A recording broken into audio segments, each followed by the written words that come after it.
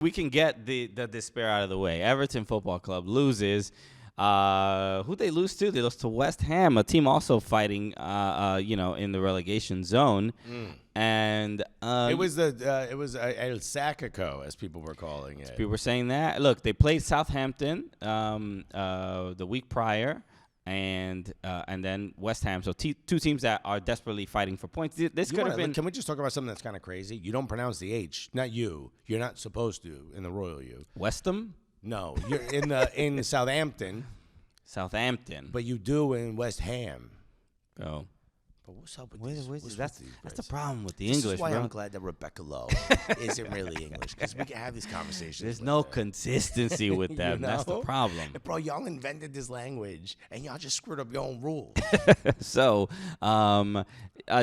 these two matches for Everton, even just a draw would have been a pretty good result for the sake of just staying up. Did everyone else hearing this feel the absolute sadness in that statement? But just a draw would have been good enough. I've been talking to I was talking to a couple Everton fans out here, and including Tim Howard, who was on stage. I'm just like, hey man, what's going on? Please help us. We got to give him a nickname, because we keep calling him. People say Timmy Howard, but that's not really a nickname. No, we got to give him like TH.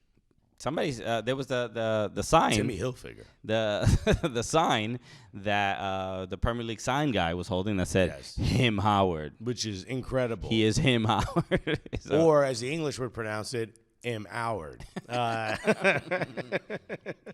But if you laughed at that, you are also my people. Put a flame in the comments. Huge opportunity to bring some peace of mind to Everton fans. I feel bad for you, and I've said this because you have to do this once a week, where you have to talk about Everton. But I feel even worse for Tim Howard, because that man has to find a way on camera to be gracious.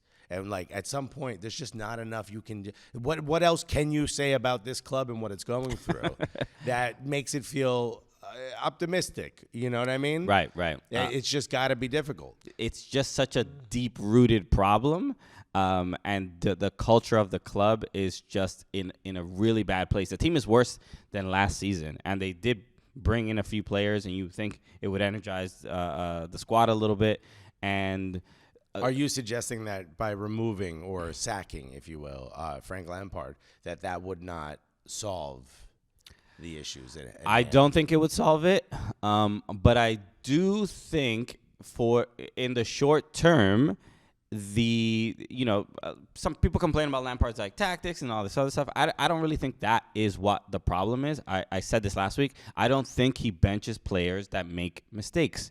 If players make errors, there seems to be no severe punishment for ruining what little chemistry the squad even has. And that is probably my biggest frustration right now, as far as the team not being able to pick up any points whatsoever. They've lost so many games. They look just defeated. Well, yeah. This is what it is, bro. I don't tell you. His body is trying to get it out of him. I've been screaming for 2 full days and getting up insanely early. So this is what I sound like. Apologies. Fine. Okay, he doesn't bench players. My next question is, did the club wait too long to sack him then? Because now they don't have whoever they bring in doesn't have a January transfer window to possibly get that 1 or 2 players. Like, jokingly, people have mentioned, KG mentioned this, I believe, on the Don Robbie channel. He was jokingly mentioned send McTominay to Everton. I actually think that's an absolutely incredible idea. That's the type of player you need. Someone who plays really well for Scotland, maybe isn't at the level of what you need to play in Erik ten Hag's style, but perfect for the situation that Everton are in. He guts you forward. He puts in a shift. He's a strong player. He plays with a lot of gusto. He can inspire this team, and he's a defensive midfielder, which you desperately need.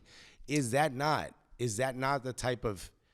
Are you not missing that opportunity by having waited with Frank Lampard as long as you have? So now you're asking a broader question about the club, and so there's no way to answer that question and really put a large portion of the responsibility on Frank Lampard. No, I don't think I am. I don't think I'm asking you. You're talking about Scott McTominay is not saving anything. Okay, but what I'm saying is he's the type of player you need. He is not. He is not. He is not. Okay, well I disagree. He's 100% not. And it's not. I'm not saying he's a bad player. I'm just saying it has nothing to do with Scott McTominay. Forget McTominay. There's but no the one. point I'm making is, did Everton wait too long to sack? No, if you're saying he's not the guy to save the job. No, because it has nothing to do with the manager. So it doesn't matter if they waited. They could have waited 8 years. They could have waited 15 minutes. It has nothing. You don't think a guy like in the Mourinho ilk, a Sam Allardyce, can't come in and just save this? Bro, team? you're lost in this. Simply, a manager can come in and fix everything. No. I'm not asking you. I literally said not fix the team, just survive the drop. Do a 4-4-2. They can't. It doesn't matter. They can't score. They can't score goals. Has nothing to do with the defense. They're Everton for the first 10 weeks of the season were one of the better defensive teams. They weren't giving up many goals. Mm-hmm. So it has nothing to do. I mean, look, they give up goals when they really should not. Overall, this is why I think where the bigger issue is.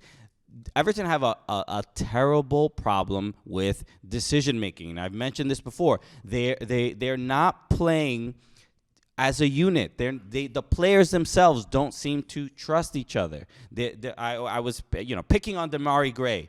Demarai Gray occasionally takes too many touches, doesn't find the right pass. Yes, he'll score a banger here and there, but throughout the 90 minutes of a match, he's occasionally making like 6 or 7 mistakes. Same thing with Anthony Gordon. There's certain players. Onana to me is probably the best player. He's certainly one you could build around. And he to me he makes the best decisions and takes positive touches, shields the ball, defends with a lot of heart. Also saucy. Don't forget that. There's just the players are making poor decisions over and over, and I don't know why they are not being penalized with not getting as many minutes as they are.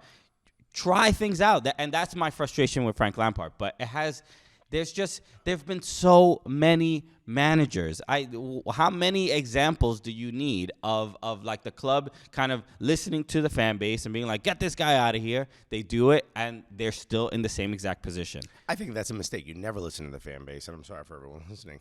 But there's a reason why none of you are, managing a club. Okay. There's a reason why we're not managing clubs. It's because those people get paid to make those decisions. I mean, it's easy. Look. It's easy to say that. What do you mean? Like, what was it? Gattuso? Who were they trying to bring in that they didn't want? They spray painted the building.